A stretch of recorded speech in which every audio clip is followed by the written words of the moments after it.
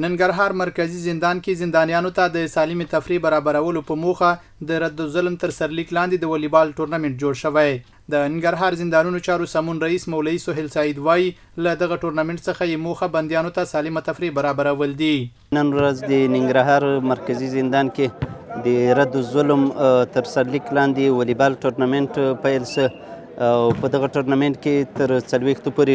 ټیمونه برخه اخلي چې د 10 ولایتونو ټیمونه به راځي دلته او باید ووایم چې یاد ټورنمنټ به یوه میاشت دوام وکړي. هدف له داسې ټورنمنټونو نه او داسې ورزشي برنامو نه هغه د بندیانو لپاره تفریح او ساتیرۍ ده تر څو بندیان خوشحاله وساتل شي دلته او داسې احساس ونه کړي چې په بند کې دي. 2 تنه زندانیان احمد شاه او حفیظ الله هم دغه ډول تفریح ته خوښ دي. وایي د تفریح ترڅنګ د زده کړو زمینه هم ورته برابره شوې ده او یو ځل بیا دلته ټورنمنټ بیا په لاره اچول شوی رئیس صاحب لخوا نه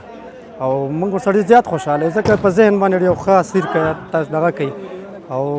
د رئیس صاحب نه ډېره مننه کوو چې تاسو یو ټورنمنټ بندیانو ته په لاره اچوئ او ساعت ورسره تېرېږي ذهن د خوشحالۍ دپاره. او زه د اسلامي امارت د مشرتابه نه ډیر زیات مننه کوم بالخصوص د ننګرهار ولایت د رئیس صاحب څخه چې موږ بندیانو ته دغسې زمینه مساعد کړی چې په دې زندان کې لوبه وکړو او خپل ورزش ته دوام ورکړو او د نور بندیانو لپاره د یو ساتیرۍ زمینه مساعده کړي. د یادونې ده چې د ننګرهار په مرکزي زندان کې د همحال شاوخوا 2000 زندانیان د بند شپې او ورځې تېروي.